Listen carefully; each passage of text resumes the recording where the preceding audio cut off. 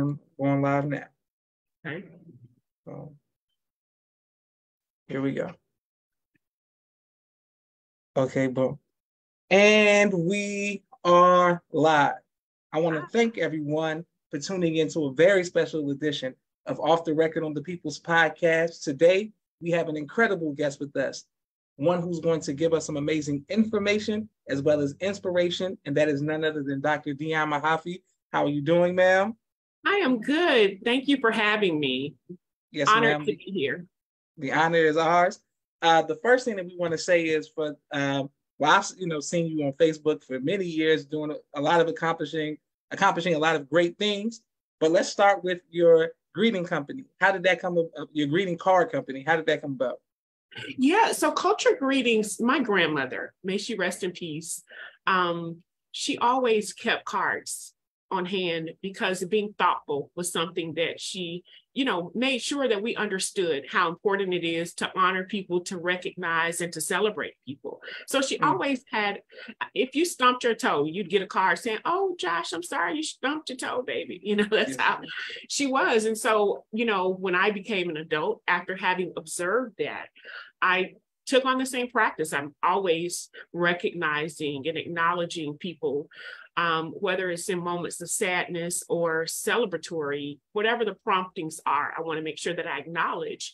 And, but us, we Black folk, when we walk down the greeting card aisle, we don't see ourselves or what we see, and it's getting better. But at the time that I was inspired to do culture greetings, it wasn't representative of us, because we didn't own those brands. And oftentimes they would insult us. You would see cards that say Happy Father's Day, but it has a mom on there, which is an insult to the Black man, and an insult to the woman because she's not in the role of father, even if she's a single parent.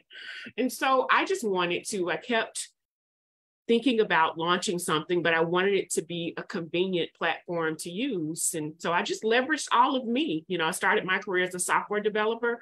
So with Culture Greetings, you can pick a card, you can write inside, you personalize it, and then we have an automated printing press. So we mail it directly to your recipient without a person even having to touch it. So it looks like you went to the store. You can even add a gift card inside from major brands. That is when we have to manually insert.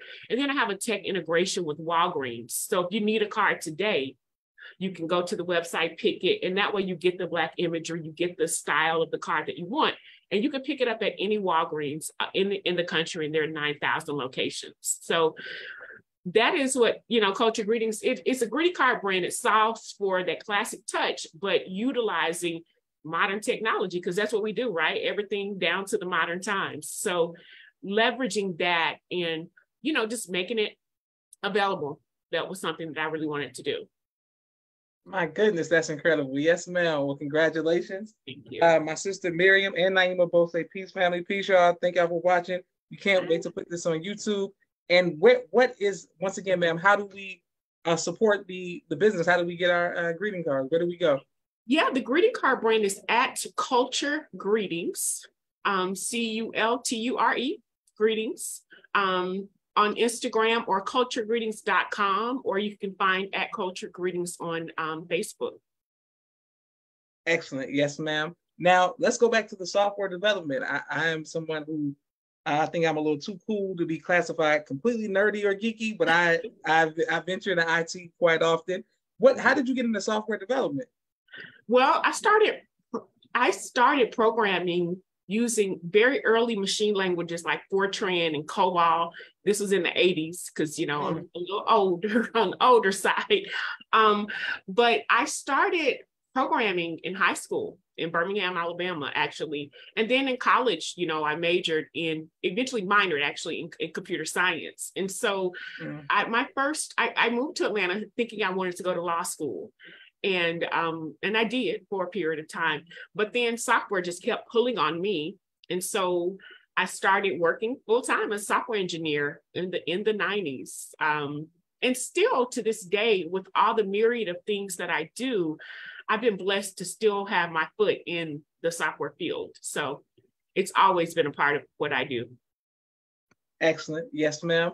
well, what advice would you give to the younger generations about the importance of education as a whole, but specifically in software engineering or software development?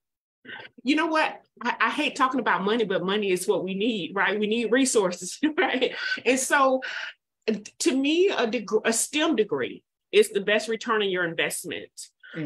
Because immediately coming out of college, you can make a six-figure income. And there's no other bachelor's degree that will do that for you the way that a computer science degree will. And so it's going to catapult you financially in a way that, you know, and all majors and all, you know, fields of endeavor are notable. You know, work is honorable no matter what it is. But we do know that we do need money. So I think if you're going to invest in your education, try to get the best return immediately. And to me, computer science did that for me. Excellent. Yes, ma'am. And thank you all for everyone who was showing love. Okay, my next question is, we saw each other in person when I met you in person for the first time at Minister Rahman's funeral. And how did you know him? How did that come about? Well, you know, the first time you saw me, you were a little kid. Okay. Living still in Chicago. I used to write for the Final Call newspaper. So I was the Southern Regional Bureau Chief of the Final Call. I don't know if you knew that. I definitely didn't know that. Yeah, so I used to do that. I knew Minister Rahman because he was one of my mentors. You know, I have so many Minister Rahman and my then husband, Brother Charles, who was a student minister under Minister Rahman. They were very close and we just spent a lot of time with him. You know, Minister Rahman was always down to teach you whatever, whether it was about Islam or business. He was going to teach something. And just knowing him and being in his presence, I have so many Minister Rahman stories. You know, I have so many Mr. Rahman stories because he was one of the most funny but brilliant human beings I have ever met. My most funny story, Mr. Rahman, was when he and Muhammad Ali played the dozens in the hotel at the Ritz-Carlton during the Olympics. And I took him down there because he wanted to go meet up with Muhammad. And to see two Black men crack jokes on each other at their age, I was rolling around the floor in the lobby.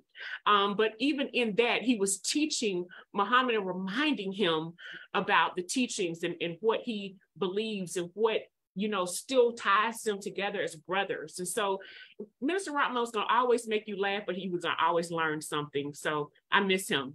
I do. Yeah. That's incredible. Okay. Well, I want to go back to you right for the final call. What was that experience like? And how did you get into writing? Like, how did you get? I mean, you got a great skill set. I used to write for college newspaper, and I used to write for my local newspaper in my hometown in Birmingham, the Black newspaper there, the Birmingham Times, when I was in high school.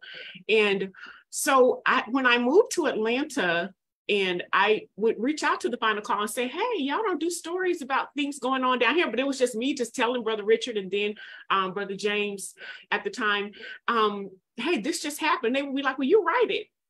Oh, at that time, you know, and then I started just writing, and then they sent me a check, and I was like, hey, what you send me this check for, you know?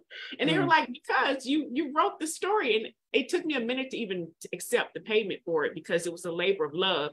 And I just spent so much time just pounding the pavement in Atlanta, looking for stories about Black people, of course, covering things that we did in the mosque, but just things going on in the community, like impactful things. Like I remember when they, you know, when you all are on the interstate now and you see the Georgia State University dorm on the highway near Georgia Tech campus, see, that used to be Techwood Homes, and covering when they displaced all the Black people in those housing projects in advance of the Olympics, and just so many different things that I had an opportunity to cover. Of course, all the ministers' events, the Let Us Make Man events, and the, you know, the women only events, and all the nations events. But just a little story, the little pockets of goodness that we find in our community that just does not get amplified. So I was really grateful to be able to do that and contribute in that way.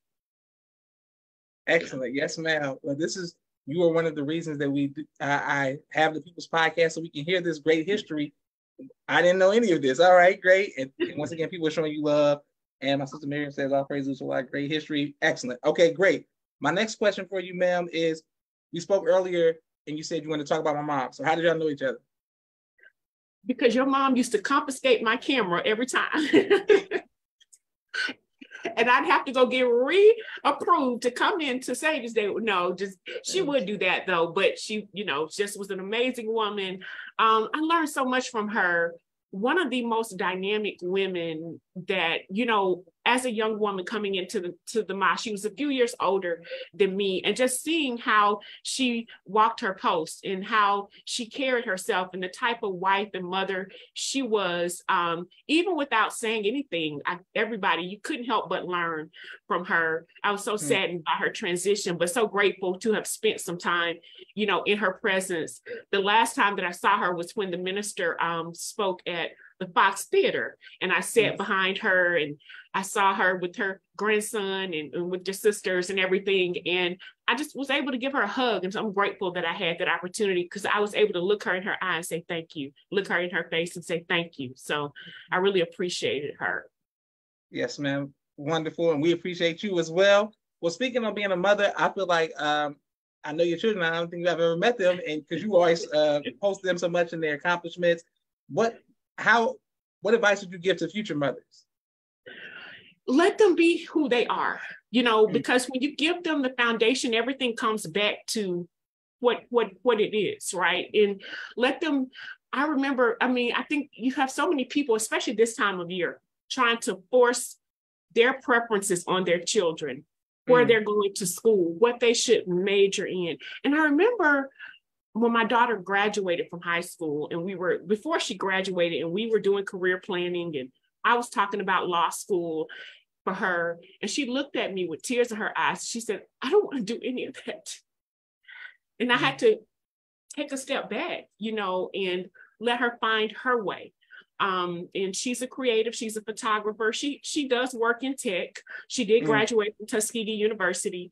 And, you know, she's doing well, but she made her choices. My son, during COVID, my son, who's almost 7 feet tall, you know, he was being recruited, and he decided, I don't want to play sports. And I'm looking at the bank account saying, who's going to pay for college? You know, your sister didn't get no scholarship because she didn't go where I want. And so he went to college, and then traditional college wasn't for him. He came back home and he went to art school, and then COVID happened. And he said, Mom, I can't learn online. So he sat out for 2 years. And then last year he said, Mom, is it too late for me to play basketball?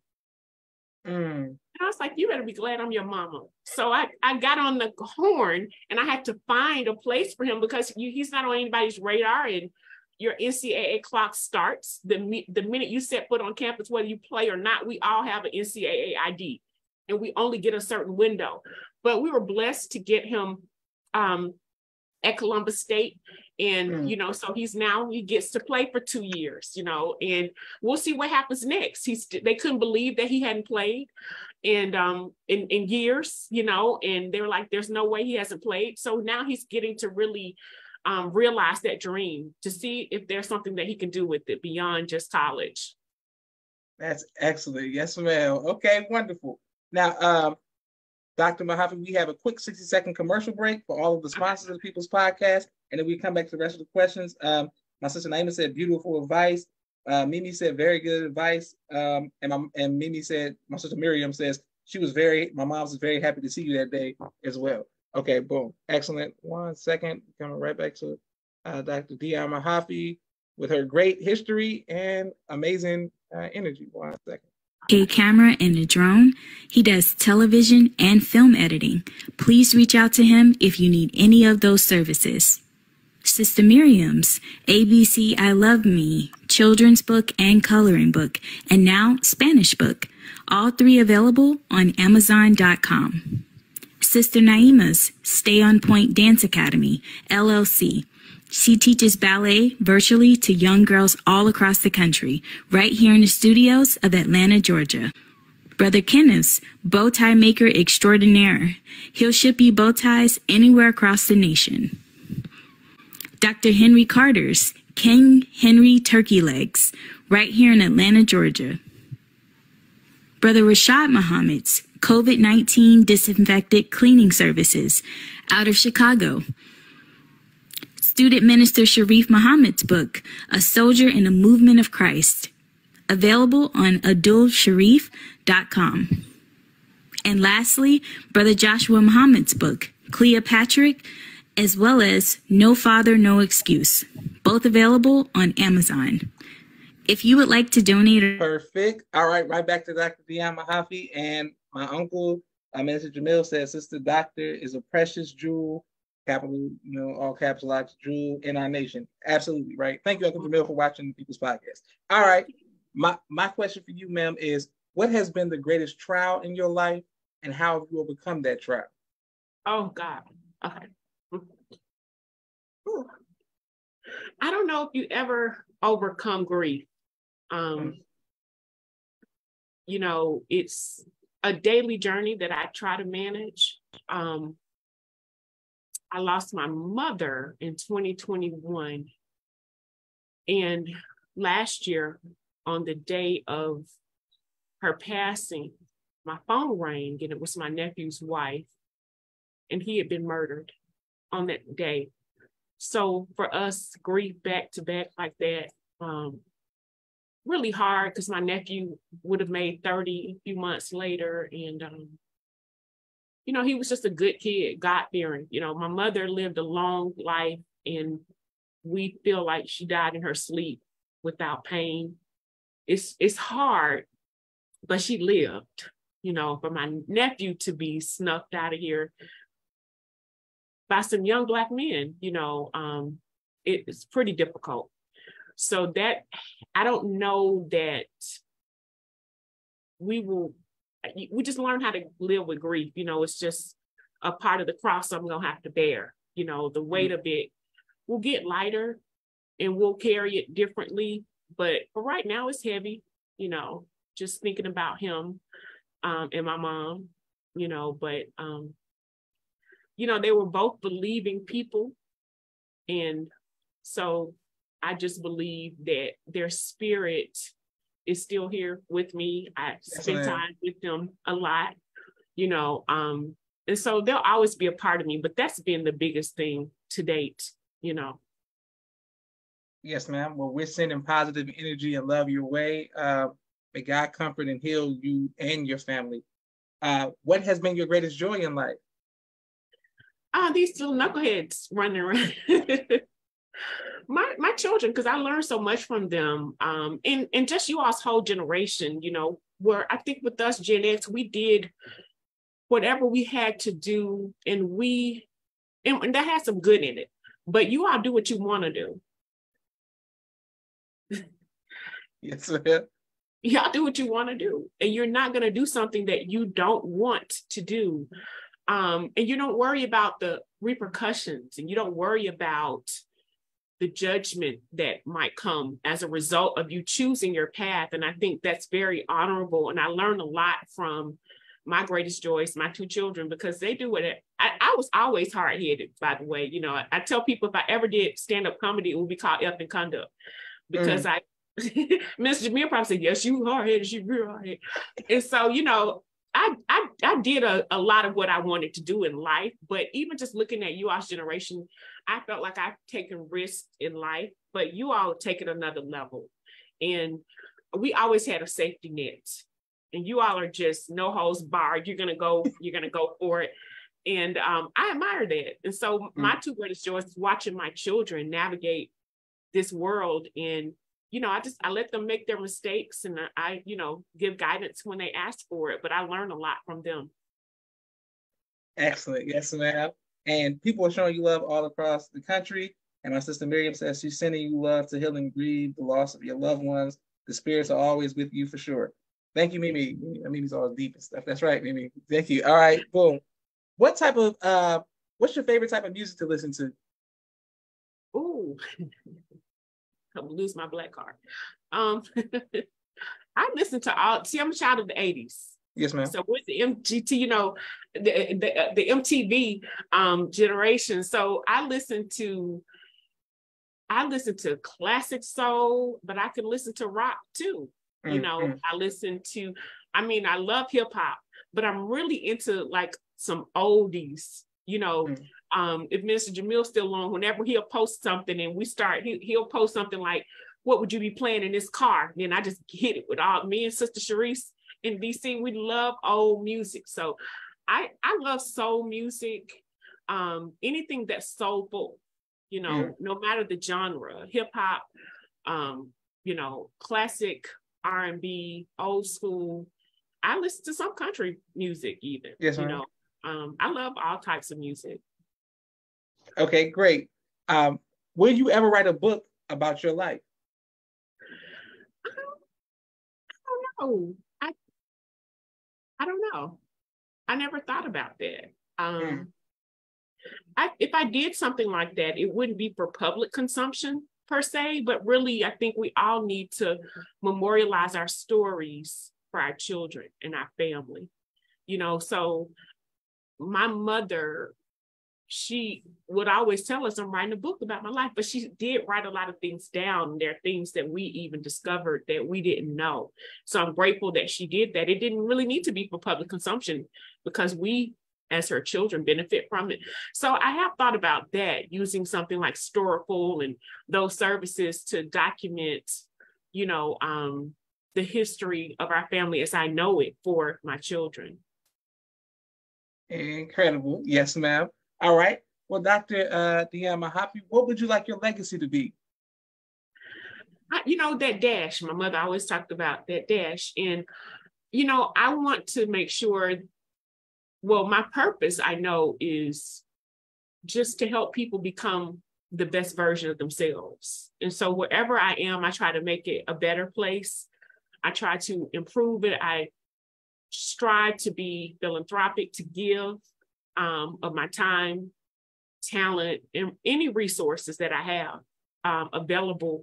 And so I just want them to say she helped. You know, people always talk about not wanting to be used, but when you look, we're supposed to be, though. You know, we're not supposed to be misused, but we're supposed to be useful. And so wherever I am, and no matter whatever it is, you know, even if it was a job I hated, I used to say, thank you a lot for this job I hate. You know, now how can I be useful here?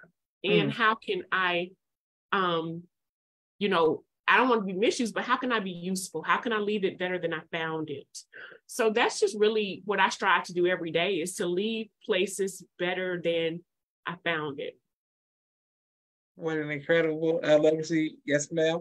Well, on behalf of myself, my family, and the viewing audience of the People's Podcast, we are very grateful for your sacrifices that you've made your entire life, the sacrifices of your family, your great accomplishments. I'm a huge admirer of your social media because I like how professional you are, but how funny you are, and just you share your family with us. And I feel like I know you via social media. So I look forward to seeing you in person soon, because we're in the same city, and getting some more, you know, soaking up some free game from you. So I thank you very much, Dr. Dionne Mahaffey. Thank you all for watching. This is Joshua Leonard Muhammad signing off of the People's Podcast. Assalamu alaikum, ma'am. Walaikum salam. Thank you for having me.